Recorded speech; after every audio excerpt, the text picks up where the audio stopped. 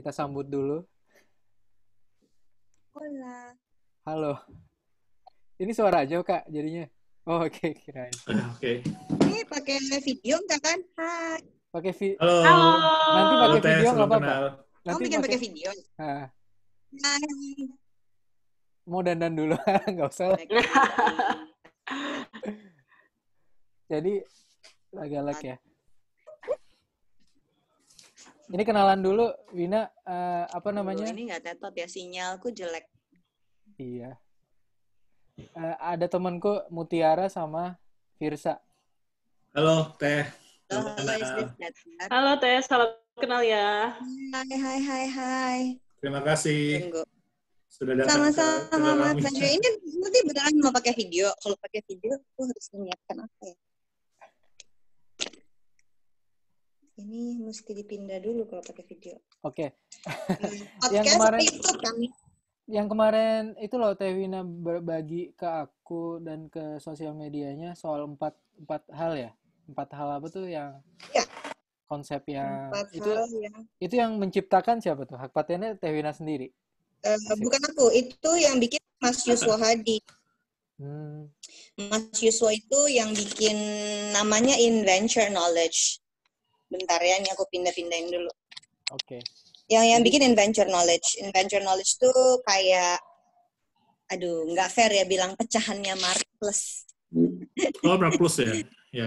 Ya, tapi jadi dulu biar fair.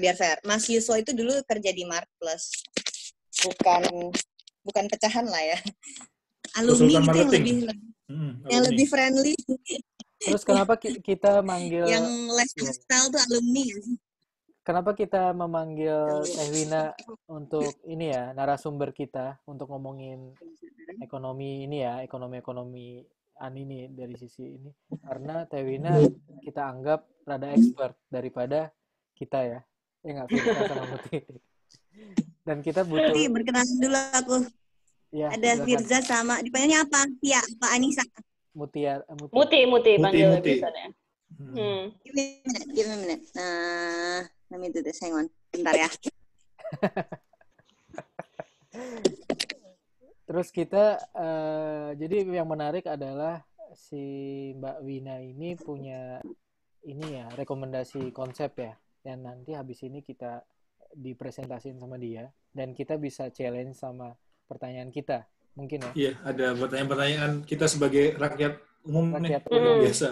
Yang Aku rakyat umum banget sih, secara nggak ada background pelajaran ekonomi. sama lah. Dan kayak sebagian pendengar kita juga sangat resah akan itu sih. Poin-poin itu kan. Kayak kita tuh kudu ngapain sih sebenarnya biar economically safe. Karena negara sendiri memilih ekonomi kan daripada saving human gitu. Kalau kita anggapannya gitu.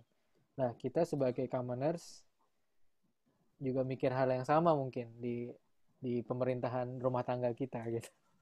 Kalau ini sharing sebentar, kalau di circleku sih pada banyak beli ini sahamnya BRI sama sama beli emas. Yang emas banyak banget beli emas. Mereka percaya emas lebih aman sekarang. Tapi coba nanti. Kalau asuransi Mas banyak juga nggak yang beli? Asuransi, iya nih asuransi lagi nawarin banyak produk baru kan, bahwa COVID juga bisa di cover. Reimburse gitu. Terus asuransi kematian terutama. Oh, I see. Bukan kesehatan ya malah ya. Aku kira bakal kesehatan gitu. Contohnya gini, dengan 6 juta per bulan, kalau bulan depan kamu meninggal, keluarga kamu dapat 2M. Enak kan? Nah, ya. Betul yang tinggal. Yeah. Kalau meninggal. Aku dapat dari Prudential soalnya 6 juta per bulan. Itu bulan depan meninggal dapat 1,5 M sampai 2 M. Kalau tenaga medis sama juga kah? Itu tergantung pekerjaan nggak sih Mas? Maksudnya ada mitigasi pekerjaan nggak sih? Pasti ada sih. Pasti ada ya. Atau aku meninggal aja. Hidup lagi. Aku jadi ini, oh ya udah wah. Halo. Udah langsung cantik. Ganti kostum. Aduh, Oh iya. Ganti kostum. Kasian. Tewina ini. Wait, jadi aku mau protes dulu ya. 6 juta sebulan itu mahal banget karena asuransi aku 6 juta setahun. Asuransi aku 6 juta setahun untuk 2,5 miliar. Bye. Wow, berarti yang asuransi initial pay itu agak nggak baik ya paketnya? Bukan, dia sangat baik, tapi dia memang jualannya gitu. Jualannya unit link.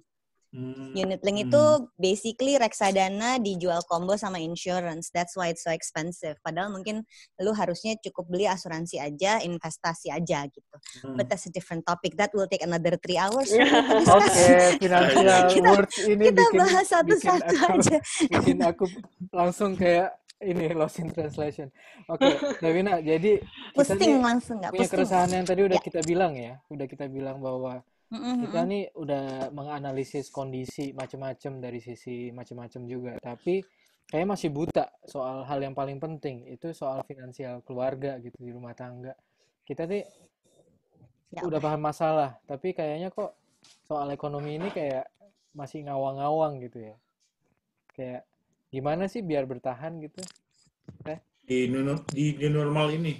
Di new normalnya masing-masing ya, bukan new normalnya pemerintah ya, karena kita kontra dengan konsep itu. Ya, sebenarnya inti yang pertama kan adalah penghasilan sama pengeluaran ya. Jadi apapun latar belakang ekonominya, yang harus kita secure pertama adalah penghasilan kita aman atau enggak. Buat orang yang punya pekerjaan, dan ini kayaknya semua sektor kan kena. Buat orang-orang yang punya pekerjaan formal, kerja di perusahaan, mesti ngecek perusahaannya itu industrinya apa, berkaitan sama industri apa, dan apakah akan terkena dampaknya kalau waktunya panjang. Ini kan udah masuk minggu ke-11 ya. Nah, udah 3 bulan ya gitu.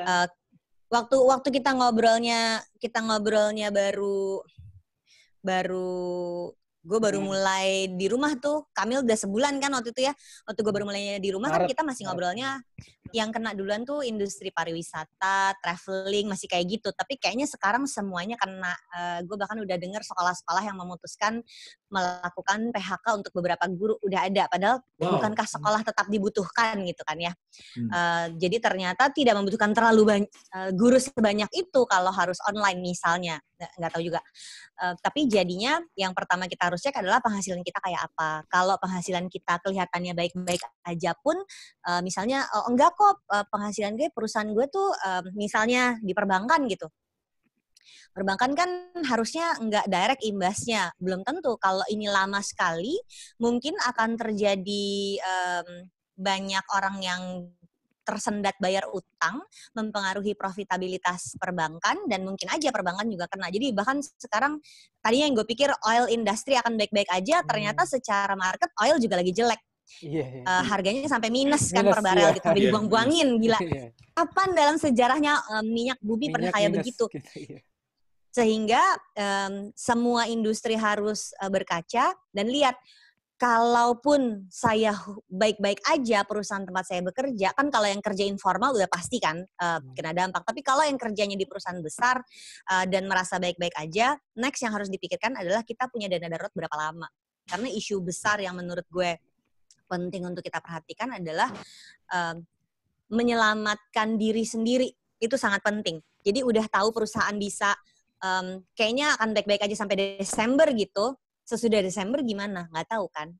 Jadi bahkan gue itu bikin town hall meeting sama semua staff dan pengumuman kantor kita saat ini, kalau tidak ada sales sama sekali, sanggup membayar karyawan untuk berapa bulan. Sementara kita berusaha mencetak sales. Jadi selama salesnya masih tercetak, masih ada omset perusahaan, kita nafasnya masih nambah terus dong. Tapi kalau sampai udah nggak ada sales, kantor ini sanggup untuk bayar kalian sampai bulan kesekian. Kalian punya dana darurat berapa lama? Jadi kayak ini tuh kapal besar lagi melewati badai, siapin sekoci penyelamat masing-masing ya. Just in case kita nabrak karang, kalian selamat. Gue sampai ngomong kayak gitu sama anak kantor gue 2 bulan yang lalu. Wow. Karena itu yang menurut gue isu yang sangat besar. Iya. Karena bebannya kan di gue ya. Kalau gue kan small business owner, jadi bebannya di gue. Gue punya tanggung jawab ngasih makan 18 orang. Kalau ada apa-apa sama perusahaan, mereka gimana gitu. Guanya pun personally harus mikirin diri sendiri juga dong. Gue nggak akan punya kantong yang terlalu dalam untuk mengorbankan keluarga gue demi anak-anak kantor, kan nggak mungkin juga. Sehingga gue butuh dua-duanya kuat. Di rumah keuangannya kuat, di kantor keuangannya kuat, anak-anak kantor pun gue kasih warning, gue ingetin. Dan masing-masing ya. Kalau sampai ya kayak apa ya? Kayak perang ya Mil ya sebenarnya ini tuh ya. Iya, sebenarnya ini memang perang. Iya, sebenarnya ini memang sedang perang. Dan yang di industri kesehatan kan udah ngerasain, yang di industri kesehatan udah ngerasain. Kalau yang di luar itu kan kayak ini bener gak sih ada virusnya kan gitu, karena kita nggak keluar dan nggak menyaksikan sendiri. Jadi isu yang paling besar menurut gue adalah punya nafas buatan untuk finansial kita untuk berapa bulan ke depan. Itu isu yang paling besar buat gue. Karena ketika masih di awal-awal tuh masih seminggu, 2 minggu, sebulan, itu kita masih we're gonna be just fine. Udah 3 bulan tuh udah gini, kita sanggup survive berapa lama? Sampai kapan ya? Exactly.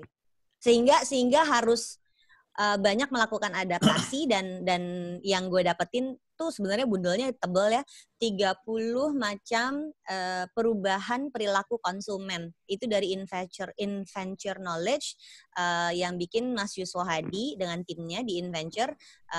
Gue bikin 4 aja deh yang mesti kita amati, terutama dari 30 yang banyak itu ada 4 yang paling krusial yang harus kita perhatikan. Jadi ketika bicara new normal itu bukan mari buka tempat-tempat keramaian, mari memastikan semua orang bisa keluar rumah. Buat gue new normal tuh nggak seperti itu. Ya nggak tahu ya apakah memang maksudnya pemerintah juga begitu, tapi kan message yang gue terima jadi kesannya loh kok meninjaunya meninjaunya kok ke mall, meninjaunya kok bukan ke gudang beras, meninjaunya ke konsumsi kan? Exactly, ya. Kok kalau malah meninjau ke mall di Bekasi yang buat gue secara komunikasi tuh gue nggak kena gitu sebagai orang yang harusnya jadi target audience buat ke mall tuh orang kayak gue kan gitu. Padahal yang senang shopping, senang nongkrong, senang jalan-jalan kan orang kayak gue. Sehingga akhirnya buat gue new normal itu adalah memeriksa apa perilaku utama yang berubah dan semua industri across the board apapun itu harus memeriksa keempat itu tadi. Ini 4 ini ya yang garis besar dulu ya, nanti kita bahas satu. 4 ini yang pertama adalah di rumah aja, penting sekali untuk siapa yang bisa di rumah. Ada ya Mil? Nemu ya, gue kemarin share. Bentar. Cari. Di Twitter gue juga ada sih Mil.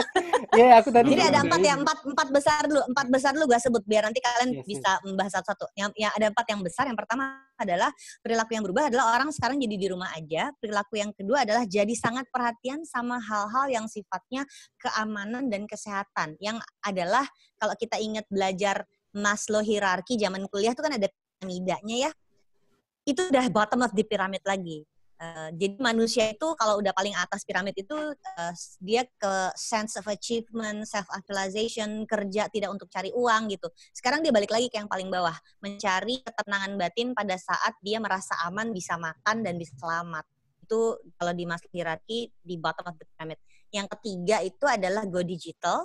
Dan yang keempat adalah tentang empati, tentang gimana manusia itu pada krisis justru ada kebutuhan untuk saling merekatkan diri, contoh gitu. Itu 4 perilaku utama. Ada 30 sebenarnya, tapi 4 yang menurut gue penting sekali. Kan ya, ini dia. Ya, that's the one.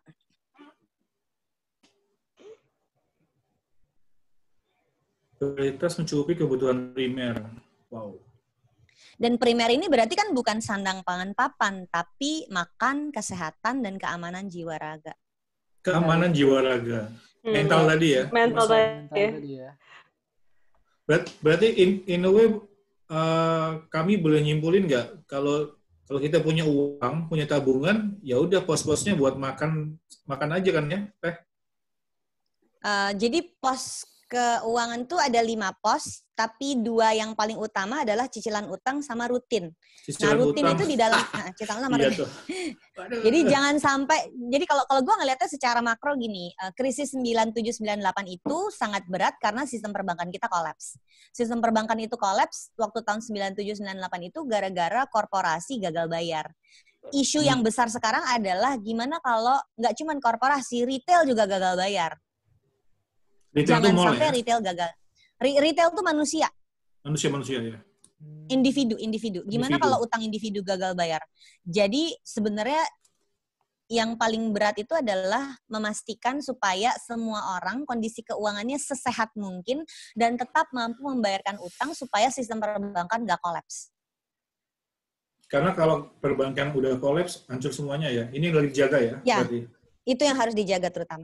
Dan itu yang menurut gue kerja keras yang sekarang lagi dilakukan Bank Indonesia sama Kementerian Keuangan. Lagi dilakuin. Itu indikatornya mereka yang lagi lakuin apa, Kak? Mereka emang policy sih yang kemarin bukan dari sisi perbankan ya. Kalau yang Bank Indonesia gue nggak ngelihat langsung, tapi kalau yang di Kementerian Keuangan kan Bu Sri Mulyani kemarin habis nerbitin bonds yang gede banget itu. Itu buat bonds ini pandemi itu ya? 30 years ya, 30 years bond. 30 years bond tuh menurut gue untuk funding segala macam, dan menurut gue itu dari sisi keuangan prestasi luar biasa. Lagi di pandemi dia bisa fundraising segede gitu. Isunya sekarang adalah kita di level individu tuh bisa melakukan apa. Dari sisi makro, pertumbuhan ekonomi, gue nggak tahu ya kalau kalian pelajarin ini apa nggak. Kalau gue sampai ngulang. Jadi semester pertama di universitas gue fail, dapat F. Bener-bener F untuk pelajaran makroekonomi, sehingga gue harus ngulang di semester summer course, sehingga di kepala gue ini nempel banget. Jadi ada rumusnya. Gue ketik aja kali ya, boleh stop share dulu nggak? Gue ketik dulu, buat gue share. Terserah nanti lu ngeditnya mau gimana ini. Iya. Oke, stop share. Oke, ini gue share. Gimana caranya ya? Whiteboard. Nah ini dia. Asik. Wah, asik. Gimana caranya? Gue mau ngetik. Si Tewina ini punya platform ini training rutin banget. Jadi ya expertnya ini, expertise-nya. What is that? Nih. Jadi Y itu adalah economic growth, pertumbuhan ekonomi. Jadi kalau ada orang bilang krisis, dari sisi ekonomi sebetulnya definisi krisis itu adalah si Y-nya. Pertumbuhan ekonomi sebuah negara itu kan lu sering dengar kan negara berkembang. Yeah. Karena negara ini ekonominya lagi contracting, berkembang terus, membesar terus. Kontraksi. Apa yang membesar ini si Y ini, kontraksi. Yang membesar, kalau kontraksi cepat pada ngerti. Nah, jadi pertumbuhan ekonomi ini, growth ini yang diukur dari tahun ke tahun, walaupun ini sekarang sering dianggap kurang precise gitu. Iya. Tapi kalau menerangkan makroekonomik yang sederhana, menurut gue ini yang paling gampang. Jadi bayanginnya 5% itu ya, 5%. Iya, yang kalau disebut di Indonesia 5%, kalau di Jepang lagi minus lah gitu, karena ini si Y ini. Nah, jadi pertumbuhan ekonomi sebuah negara itu dilihat dari produksi yang terjadi di dalam ekonominya. Isinya apa aja? Isinya tuh ada 4 elemen besar ini. Yang pertama adalah C atau consumption, I atau net investment, G atau government spending, X minus M itu net export import. Wow. Nah, jadi kalau kita ngomongin pertumbuhan ekonomi, growth production dari sebuah negara itu ngelihatnya dari C, dari I, dari G, sama X minus M. Indonesia itu lebih dari 60% growth-nya adanya di C, di consumption. Consumption tuh jadi berapa banyak kita makan beras, berapa banyak kita membutuhkan bensin, berapa banyak kita membutuhkan semua yang dipakai sama penduduknya. Negara-negara yang jumlah penduduknya banyak, hampir dapat dipastikan economic growth-nya akan tinggi karena dia harus ngasih makan manusia yang banyak. Makanya kalau lihat ranking negara dengan gross domestic product yang banyak, terdiri dari Cina, India, karena Indonesia, pertumbuhan Amerika. populasinya Karena tinggi. Jumlah orangnya, populasinya, jadi nggak diapa-apain juga harus makan kan. Jadi di atas 200 juta penduduknya, maka pasti akan besar. Tinggal sebesar apa pertumbuhannya gitu. Nah, yang paling berat di kita sekarang adalah C-nya akan terpengaruh. Walaupun masih banyak orang yang tetap harus dikasih makan kan, tapi pada saat kita berubah pola hidupnya, demand-nya ada, orangnya masih mau spending, orangnya masih butuh beli beras kan, tapi dia nggak bisa beroperasi normal. Nggak akan beli sebanyak sebelumnya gitu ya, Teh ya? Iya, jadi kayak restoran yang gue pikirkan kan manusianya banyak, jadi tetap harus beli beras, tetap harus beli telur, harus tetap beli ayam. 3 itu aja dulu ya, belum kita ngomongin minyak goreng sama gula ya.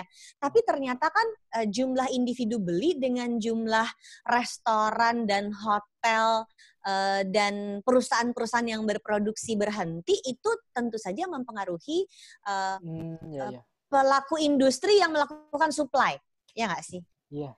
Jadi kalau bayang nggak, ada berapa banyak perusahaan atau individu atau kelompok-kelompok bertani yang supply ke hotel, yang supply ke restoran, yang supply ke catering, itu berhenti semua. Nah, consumption tuh isinya kan bukan cuma kita, consumption kan yang gede tuh justru si industri-industri besar atau si perusahaan-perusahaan medium dan besar. Temanku punya warung soto aja. Semua bahan baku ini. Pikir ya bahan baku kan orang masih tetap butuh sama. Enggak, ternyata beda. Iya, soto bangkong temanku itu satu hari aja berapa ratus ayam. Ini gue ngilanginnya. Berapa ratus ayam. Soto bangkong tuh sebulan 9.000 piring. 9.000 piring. Aku ngebocorin malah. Stop participation sharing. Aku ini ya. Stop share. Udah Kak. 1 menit lagi. Lanjutin lagi. Habis ini beres. Aku ini kan. Jadi itu isu besar yang terjadi pada saat kita ngomongin ekonomi itu akan seribet apa. Ya. Wina, habis ini ada video lagi belum? Kayaknya seru kan sama ini. Ya nggak? Ini udah mau habis waktunya. Terus kita terusin lagi mau nggak? Oke. Ya, aku invite lagi ya. Oke. Jadi stop dulu. Big picture-nya emang agak rumit. Oke. Jadi menurut kita ya, aku sama Muti misalnya kita di lingkungan yang mungkin nggak pernah tahu ini ya. Jadi keterangan Teh Wina tadi semuanya mind blowing ya. Tapi aku terakhir belajar ekonomi itu kelas 1 SMP kayaknya. Habis itu penjurusan udah langsung biologi, virus, bakteri. Terus nggak lihat itu habis itu. Padahal kita banyak main belum ternganga-nganga kayak wow. Iya. Padahal ini basic yang menurut aku kan semua orang pasti membutuhkan pengertian ini. Jadi economics itu pelajaran yang menurut aku apa sih gitu ya waktu kuliah, dan begitu udah lulus kuliah, anjir gila gue nggak bisa lepas dari ini, terus aja ketemu dan akhirnya memang bahkan untuk memahami peran kita tuh ada di mana. Lihat gambar tadi itu kan Y sama dengan C plus I plus G plus X minus M. Kita tuh ada di semuanya. Consumption kita udah pasti. Investment juga kita pasti melakukan. Government spending kita kan bayar pajak. Export import ya kita kan pakai bahan import dan kalau harus ekspor pun gitu. Jadi di situ baru bisa lihat peran gue tuh ada di semuanya gitu. Jadi we are one big economic ball. Dan saat lagi pandemi kayak gini jadi bisa lihat di situ toh ternyata terganggunya. Itu jadi ketika bertanya kenapa sih mengutamakan ekonomi bukan kesehatan, kalau kata teman-teman gue sih lebih ke harusnya dua-duanya, nggak bisa dipilih salah satu. Soalnya kalau ekonomi aja dengan mengorbankan jiwa gitu, mengorbankan kesehatan dengan sakit atau meninggal, ya lagi-lagi impactnya ya ke ekonomi ya, karena pelaku pasti kena juga objek-objek yang sedar kita juga gitu, nyawa-nyawa itu yang sekarang mungkin orang cenderung gak setuju. Gue kan sempat dimarahin orang banyak ya pas gue ngomong kenapa sih kesannya gue tuh keberatan kenapa malah harus dibuka lebih cepat gitu. Terus semua bilangnya lu pikirin orang lain dong. Justru gue mikirin orang lain, kalau gue mah gak ada masalah gitu. Teh Wina ini di Twitter tweet war mulu gitu. Ya, Teh Wina suka dimarahin ya. Suka dimarahin orang. Aku butuh ketemu orang, kalau enggak aku Twitter. Ya kayak gitu, tapi apa ya, discussable banget sih soal ini kan, karena emang pemahamannya tuh random bahkan aku. Ada satu yang kayaknya orang cenderung setuju, Mil, tidak memaksakan sekolah dibuka lebih cepat. Itu kayaknya semua orang itu sepakat ya. Sepakat ya. Ya gue cuman ketemu 1-2 lah dari misalnya ada 500 yang respon, cuman 1-2 yang akhirnya jawabannya ya dicoba aja. Lu mau coba-coba sama anak lo gitu ya? Emosi tadi langsung. Iya. Even dicoba aja tuh bukan berarti positif 100% ya. Jadi kayak dicoba aja, ya, pasti lu nggak punya anak gitu tau nggak? Pasti lu nggak punya keponakan. Nggak masuk gitu di gue, dicoba aja dulu. Gue nggak mau coba-coba sama anak gue. Kalau orang dewasa mau coba-coba ya sudahlah sana. Tapi dengan anak-anak I don't think so gitu. Ini yang apa ya? Kayaknya semua orang masih sepakat, berarti kan sama sebenarnya. Sangat emosional ya, Mbak ini. Semua tahu kekhawatiran ini tuh berdasar gitu loh. Iya nggak? Semua tahu ini kekhawatiran yang berdasar. Bukan gambler atau apa. Oke. Jadi kalau mau dibuka, oke. Berarti kan ini harapannya pemerintah kan kita akan stabil kan yang G tadi kan, yang 60%, C tadi ya. Kalau gue ngelihatnya berarti kalau misalnya ingin memulihkan ekonomi kan ingin segera supaya kegiatan ekonomi masyarakat berangsur pulih. Makanya ada hashtagnya kan, new normal pulihkan ekonomi. I'm like, solusinya adalah hashtag ya Allah yang Maha. Ya kan ada hashtagnya. I don't know. Yang jelas pendukung. Tapi kan gue juga pendukung istana gitu loh. Maksud gue jangan karena mendukung terus kita nggak boleh kritik, nggak bener juga. Buat gue paham karena kita growth-nya itu terutama dari C, maka solusinya ya harus memulihkan si C tadi sebisa mungkin supaya orang tuh punya akses lagi untuk berkegiatan ekonomi. Cuman ya tapi kenapa mall yang dibuka ya Teh? Nggak tahu. Itu kan di yang di Tempo itu fase 1, fase 2 itu mereka fokus tulisnya pasar dan mall. Jadi emang Indonesia tuh ya pasar dan mall gitu. Padahal kan sebenarnya pelaku ekonomi juga banyak macam-macam gitu. Sepertinya memang kendalanya kalau kita lihat si 4 perubahan perilaku tadi kan ada 4 perubahan kan, di rumah aja, kebutuhan utama, digital, sama empati. Di rumah ajanya itu menghambat pertumbuhan, iya. Tetap membutuhkan kayak kesehatan, keamanan, keselamatan itu tetap dibutuhkan, berarti demand-nya tetap ada. Tapi yang ketiga, yang go digital itu ternyata kecil banget. Kebayang kita yang serba digital ini merasa oh ya udah grocery shopping online aja. Berapa persen sih orang yang melakukan online grocery di Indonesia? shopping? Ternyata nggak semasif itu di Indonesia. Nggak banyak di Indonesia ya. Ini kan kemarin ada yang komentar waktu ada SARS itulah lahirnya Alibaba. Jadi besar karena orang Cina melakukan transaksi digital. Yang kita tidak saksikan di Indonesia adalah konversi digital yang semasif itu. Menurut gue konversi digitalnya besar sekali karena gue merasakan sekali semua kegiatan gue jadi online. Tapi ternyata untuk bisa melakukan transaksi tidak. Transaksi ya. Kalau online-nya bisa gitu. TikTok online-nya bisa, tapi TikTok iya. Entertainment jalan semuanya, tapi untuk dia mau grocery shopping gitu. Pasti akan ada kalau ngecek laporan ke Tokopedia, ke Shopee, ke Bukalapak, pasti mereka merasakan kenaikan transaksi. Tapi kan berapa banyak sih orang Indonesia yang ternyata sudah masuk ke Tokopedia, Bukalapak sama Shopee? Nggak banyak. Orang-orang tetap datang ke pasar ya. Nggak banyak, iya. Jadi your everyday people itu bukan kita yang sibuk bikin podcast gini, bukan. Kita cuma bubble kecil, kita kecil aja. Kecil. Okay. Nah, kalau kita ngomongin C yang gede tadi, kita tuh kecil banget. Itulah kenapa gue lihat ini yang digede-gedein untuk segera dibuka, karena si digitalnya itu tidak mencakup si kalangan yang paling utama. Oke. Ini susah juga ya, karena semuanya membutuhkan kontak fisik. Iya, sebagai orang yang ada di daerah kedokteran tentu kalian langsung kontak fisik lagi. Iya, physical distancing-nya nggak ada, nggak foto pasar langsung kebayang-bayang. Oh no, iya justru kan rame-rame berdesak-desakan yang kita cari kalau di pasar Jadi si Muti ini adalah dosen biologi molekuler, betul? Iya. Ya, dan Firsa ini bukan dokter juga, dia ini apa Firsa pekerjaanmu? Aku dulu kerja di bank, terus kerja di industri entertain, terus ini 2 tahun entrepreneur. Jadi agak cukup nyambung sih ngobrol. Ngerjain apa, Fir? Hah? Ngerjain apa? Sekarang jadi pedagang. Jualan. Hah? Oh, jualan. Jual daging sekarang. Jual daging. Nah, digital nggak? Digital nggak? Baru digital. Tapi ya masif karena saya ngincer di bubble-nya saya kan. Bukan orang-orang yang datang ke pasar.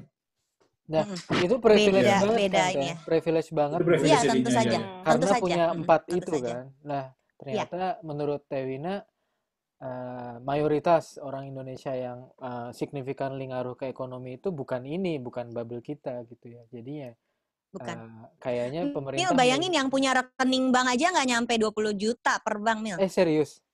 Iya. Iya. Wow. Benar-benar di sekelilingku aja masih ada kok yang belum punya rekening bank. Iya. Jadi memang belum.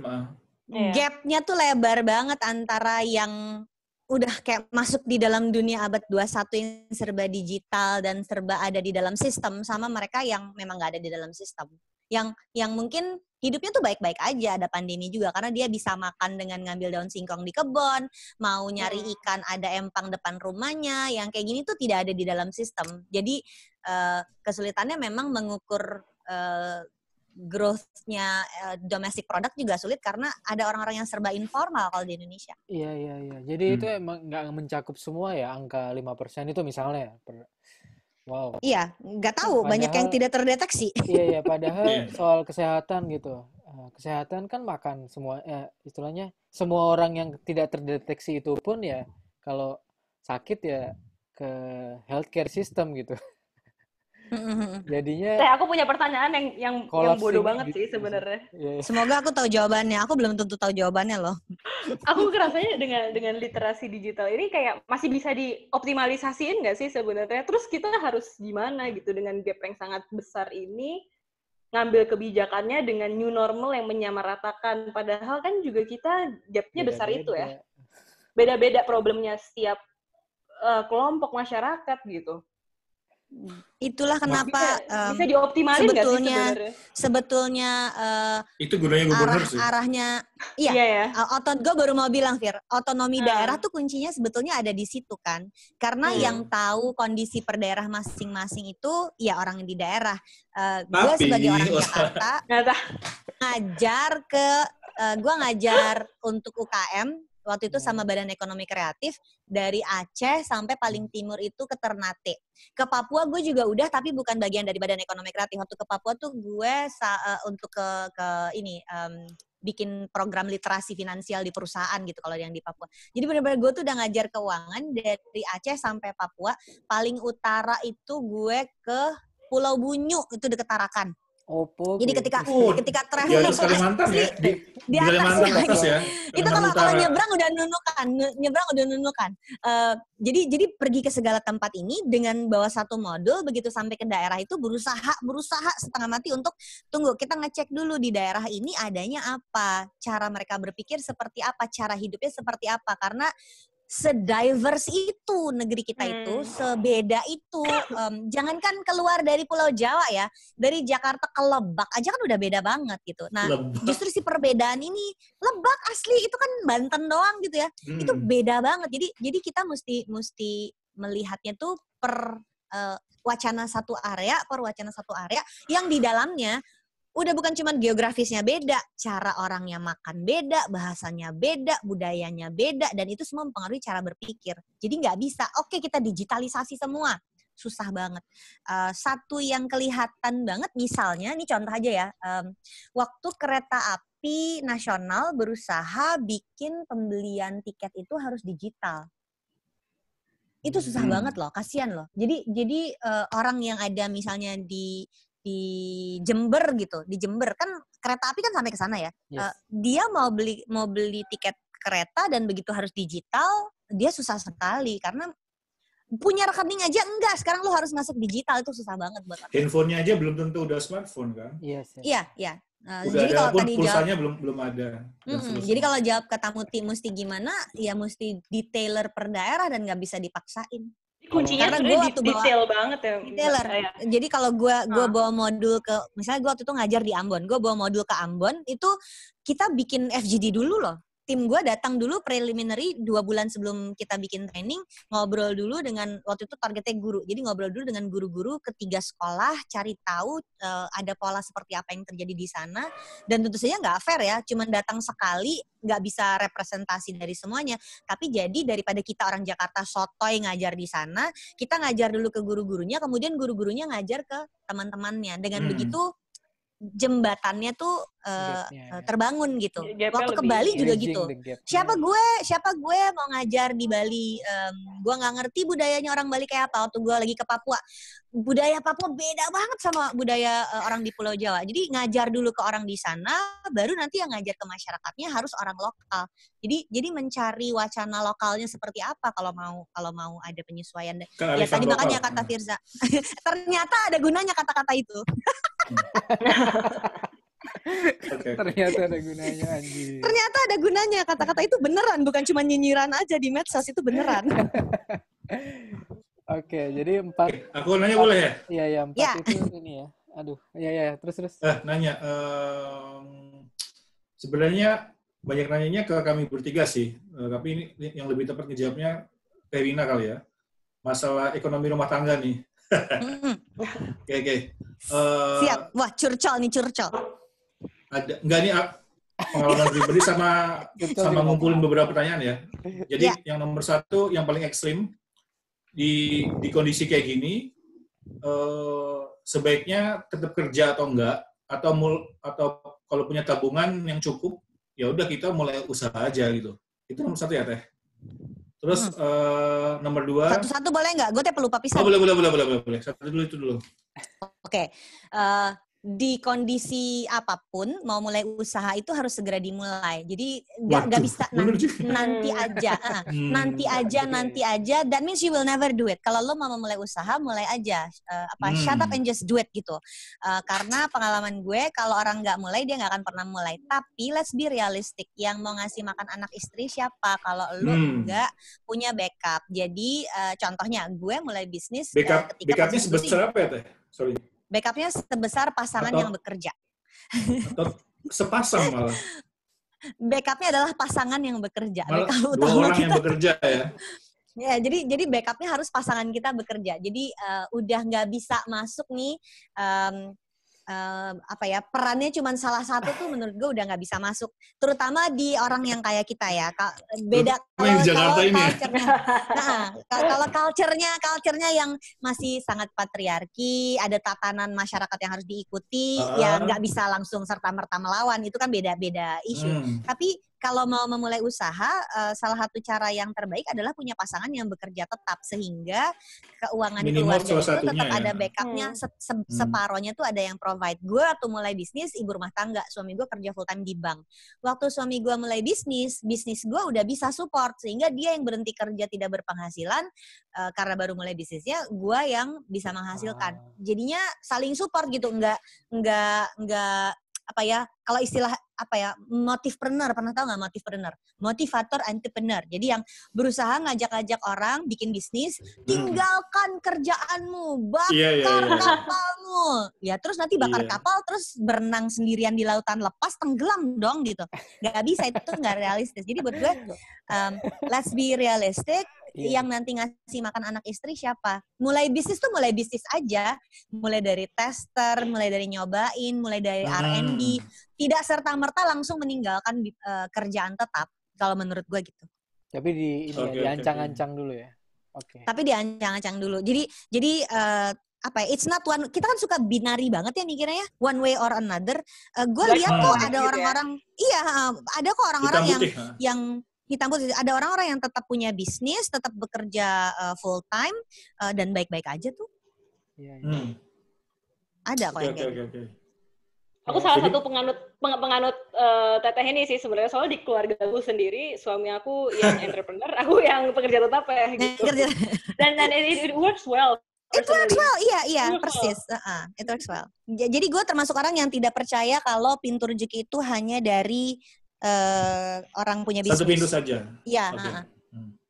Terus next pertanyaan, Pertanyaan yang kedua, mungkin selain PNS ya, semua pekerja formal kan juga berbahaya kayak tadi Teteh cerita kan. Gue sebagai CEO cuma punya duit sampai Desember nih, gitu kan. Iya.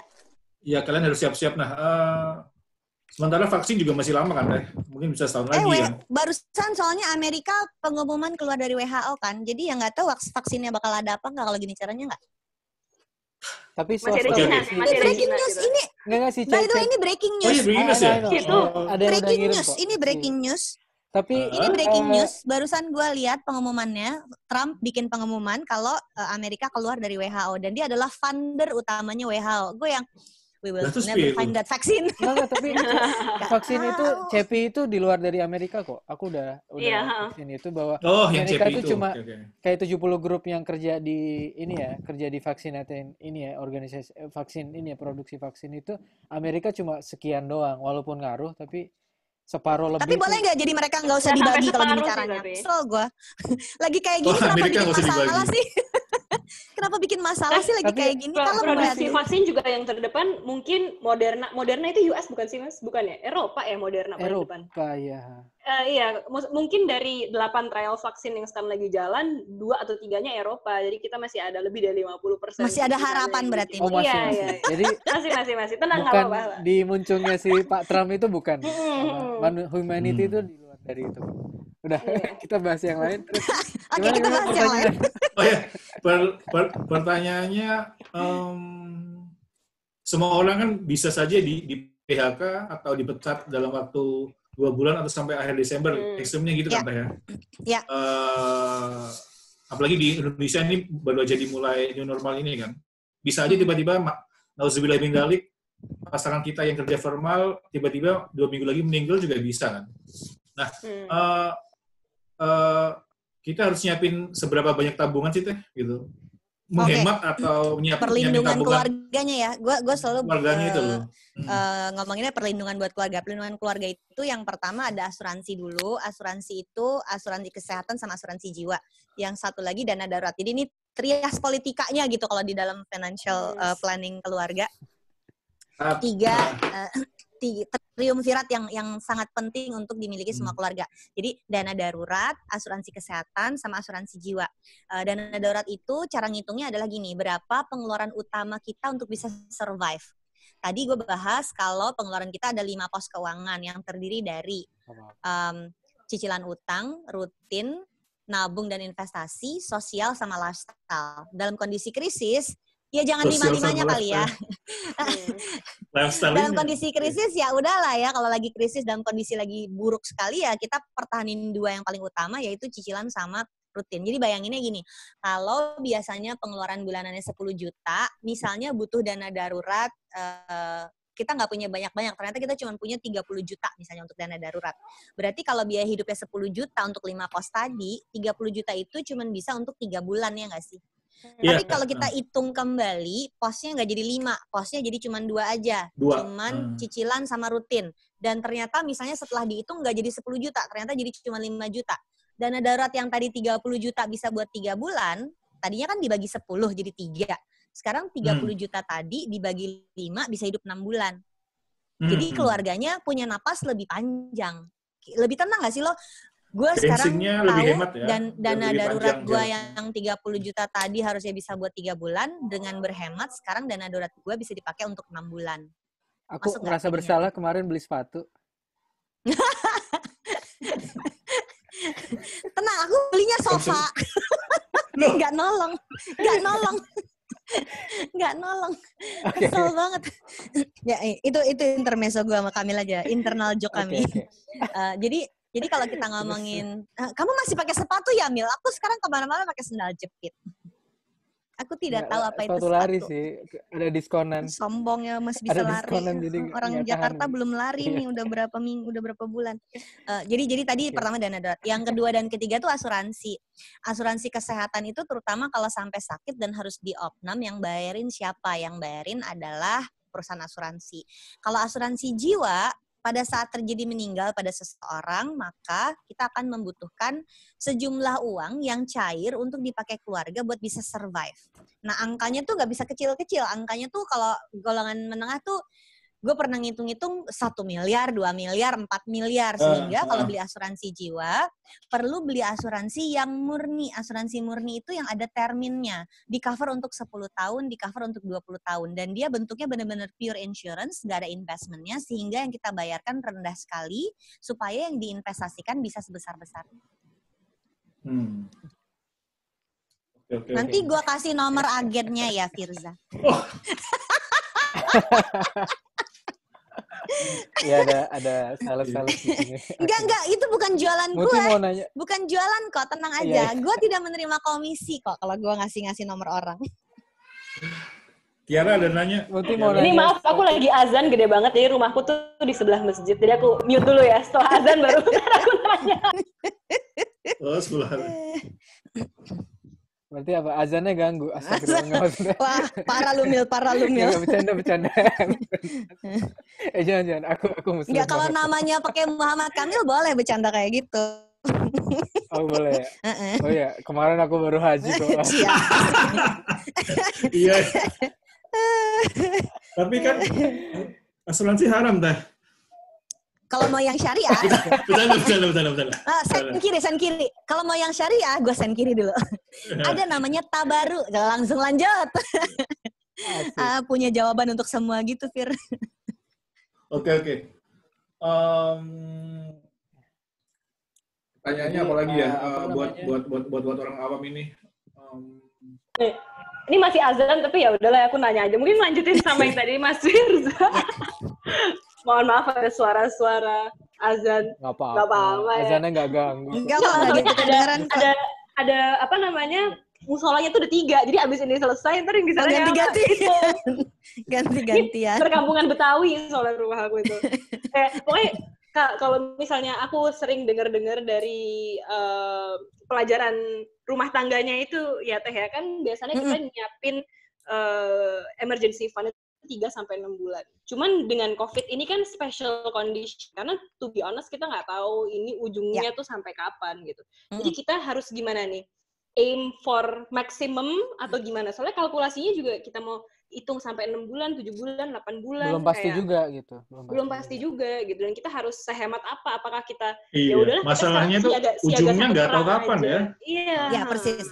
Karena nggak tahu ujungnya kapan, jadi ngukur aja mau menyisihkan berapa banyak, mau 3 bulan atau 6 bulan. Gue ada kenalan yang punya untuk 12 bulan. And that's where I draw the line. Kayaknya dana darurat lebih dari 12 bulan udah bukan dana darurat namanya. Bikin aja aset yang bisa memberikan telur emas gitu ya nggak sih? Jadi akhirnya emang duitnya banyak sih.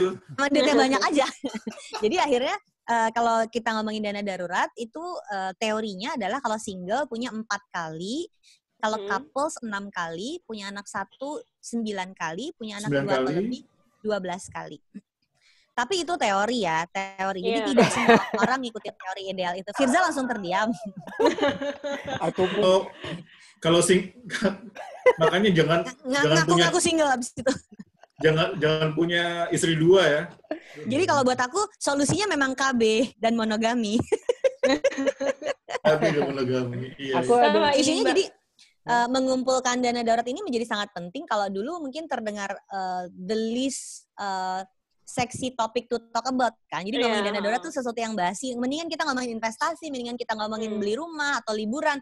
Tapi sekarang semua orang jadi iya ya kalau gue nggak punya dana darurat kelar nih hidup gue. Jadi sekarang semua orang berlomba-lomba menyiapkan dana darurat, dan buat gue itu sesuatu yang positif karena kalau kita punya backup, cara kita berpikir tuh jadi lebih jernih menurut gue ya. Lu mengambil keputusan itu dengan kepala yang tenang, tau nggak? Dengan hati yang tenang, kepala yang jernih. Jadi lu tahu next tuh mau ngapain. Contohnya gini aja, kalau gue sama Firza pasti bisa relate karena sama-sama punya bisnis. Kita tahu, gue tahu ini perusahaan bisa survive untuk berapa bulan ke depan, sehingga gue nggak ambil keputusan yang rushing, nggak ragu-ragu, nggak penuh ketakutan. Ngambil keputusan tuh jadi beda. Sama di keuangan pribadi juga kayak gitu.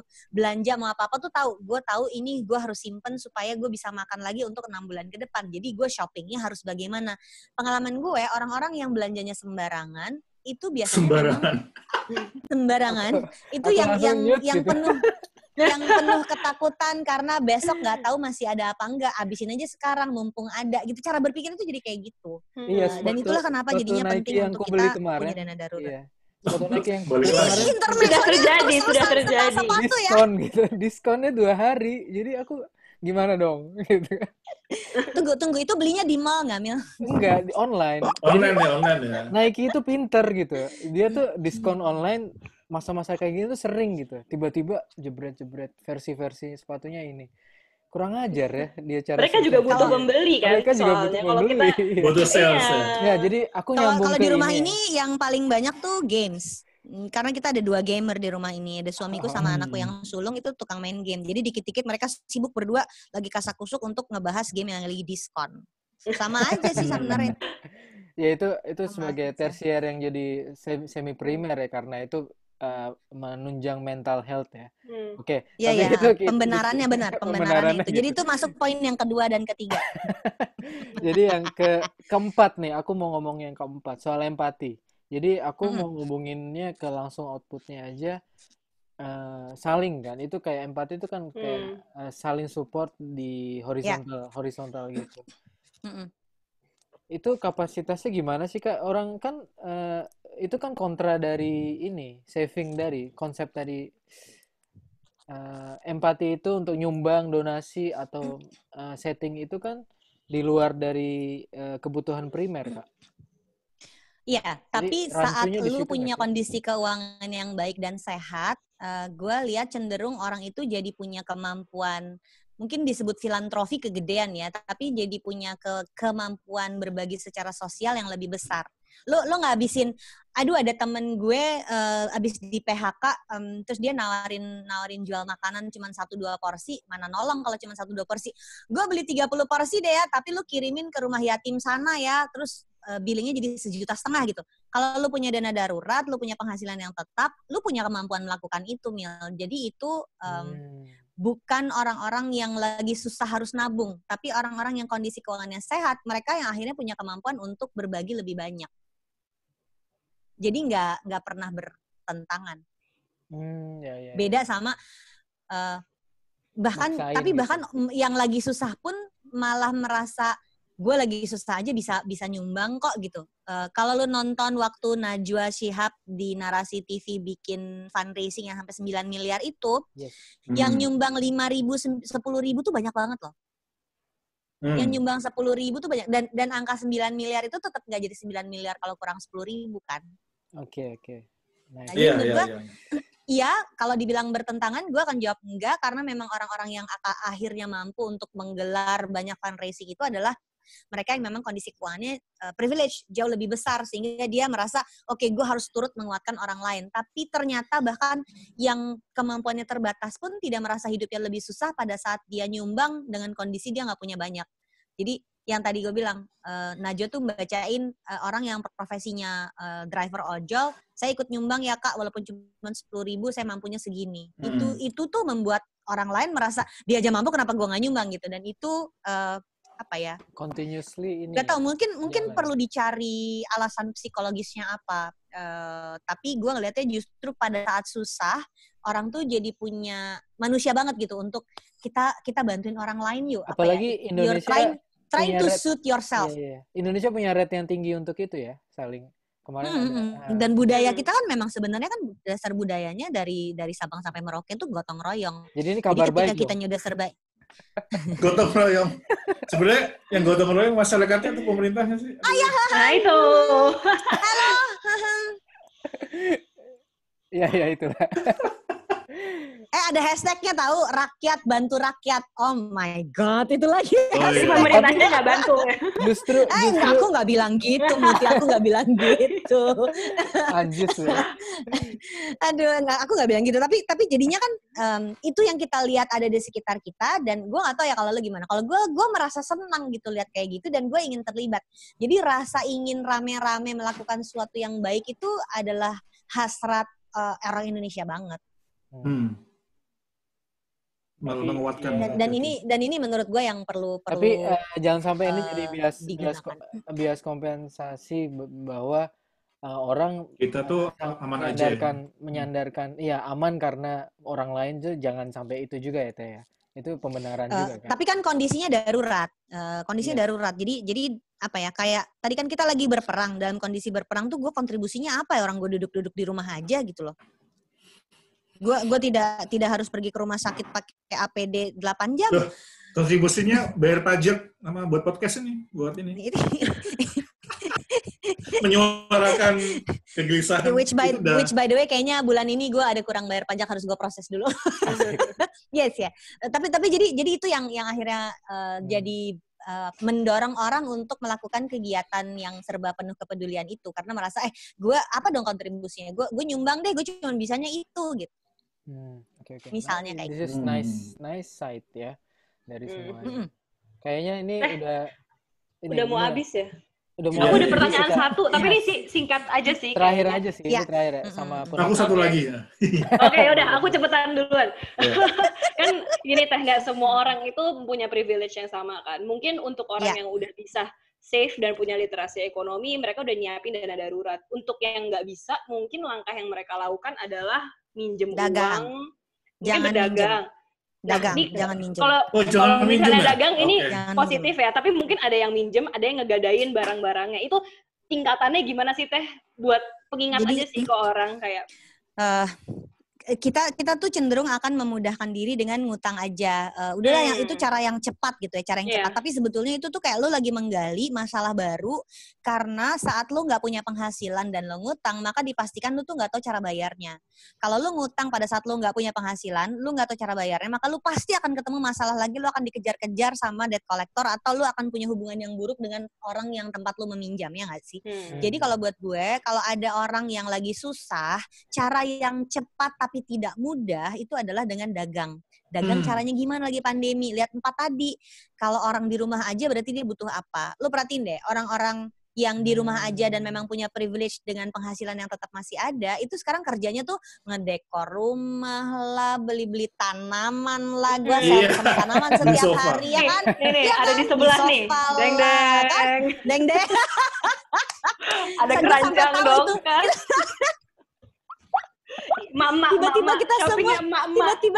Tiba-tiba kita semua jadi melihara tanaman. Aku sering lihat di sosmed. Iya kan? Jadi ini tuh opportunity. Jadi kalau lo memang punya masalah keuangan, tidak ada penghasilan, yang perlu lo lakukan adalah dagang, bukan kemudian malah ngutang. Karena kalau dagang itu mendukung pertumbuhan ekonomi juga gitu. Jadi gue nggak bisa produksi, gue nggak punya modal PO, sistem PO, barang dagangan orang aja bisa kita dagangin.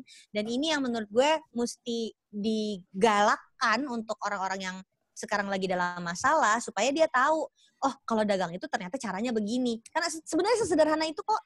Dagang tuh nggak perlu modal, lu benar-benar bisa siapa temen yang jagoan masak, bikin kering tempe gitu ya. Gue pesan 10, gue cari dulu pembelinya, bisa ngomong kayak gitu, bisa segampang itu. Jadi reseller di mana bisa. Dan semua bisnis itu mulai dari dagang, walaupun tidak semua dagang berubah jadi bisnis. Ini gue ngomong gini karena guenya juga senang dagang ya, tapi ternyata banyak orang itu tidak memulai dagang karena tidak mau ditolak, karena khawatir nanti orang gak tertarik sama barang yang dibelinya. Ya kalau mau barang dagangannya laku, perhatiin si 4 perilaku tadi dong. Si pembelinya tuh di rumah aja, berarti lu harus satisfy apa di rumah aja. Si pembelinya tuh khawatir banget soal kesehatan dan keselamatan. Ya kalau mau dia punya masalah, dia mau beli vitamin, sekarang vitamin susah nyarinya, lu jualan jeruk gitu, tau gak sih? Sampai kayak gitu. Temen gue tuh ada model ibu kota jualan jeruk sekarang. Yang kan fashion industry is dying. Dia nggak ada job, udah 3 bulan. Dia jualan jeruk. Yang ketiga itu digital, jadi semua dijual digital, udah pasti. Dan yang keempat adalah soal empati tadi, yang tadi gue cerita. Ada temen di industri film, semua proyeknya berhenti, dia jualan puding, siapa yang mau makan puding? Gue bilang, boleh deh, gue beli, tapi nggak satu ya, kapan dia untung kalau belinya cuma satu? Gue sama beberapa teman mau nyumbang ke satu rumah yatim, lu kirim aja ke sana sekian porsi. Jadi empatinya masuk, jualan dia masuk. Kan mutual simbiosis mutualisme. Gue butuh orang yang produksi, dia butuh orang yang beli, gue pengen nyumbang ke yang satu bikin tempat. Indonesia bertahan tuh ini ya sebenarnya, keempat ini. Ternyata ya. Saling keterkaitan. saling keterkaitan yang sangat tinggi. Itu yang bikin kita bertahan. Si Firsa mau terakhir, less than 1 minute sebagai tadi sama pertanyaannya. sama Tiara. Sehati. Iya. Ya. So, mari menggerakkan supaya tetap punya penghasilan, karena kalau punya penghasilan, kita jadi bisa ngatur pengeluarannya. Itu yang bisa kita lakukan ya, karena kita nggak bisa mengatur kebijakan pemerintah kan. Ya, jadi gimana caranya supaya kalau yang punya bisnis jangan PHK, potong gaji deh nggak apa-apa, kurangin tunjangan kayak nggak apa-apa, tapi gimana supaya nggak PHK? Menurut gue itu penting banget. Dan gue tahu nggak semua orang bisa melakukan itu, tapi jadinya setiap kali ada satu UKM yang bilang, gue berhasil bayar THR, we need to applaud that. Gue berhasil untuk tidak PHK, we need to applaud that. Karena sekarang yang paling penting adalah orang punya penghasilan. Terima kasih banget, Teh Wina. Iya. Tiba-tiba putus. Sama-sama. Iya. Sama-sama. Mungkin kita perlu upgrade Zoom-nya ya. Iya, kayak mungkin harus kita nggak foto nih, foto dong. Foto dulu. Caranya gimana? Oke, 1, 2, 3. Oke, nanti ku kirim ya. Screenshot. Thank you. Ma, Kak Citu udah lihat monstera aku di belakang. Apaan tuh? Lagi mau beranak. Itu nama jenisnya. Lagi. Monstera deliciosa ya, Teh. Makasih ya, tiba-tiba jadi tahu spesies tanaman. Kalau ini namanya Sansevieria ya gitu. Anjir. Oh. Thanks to Corona. Thanks to Corona. Makasih guys. Thank you. Makasih. Waalaikumsalam.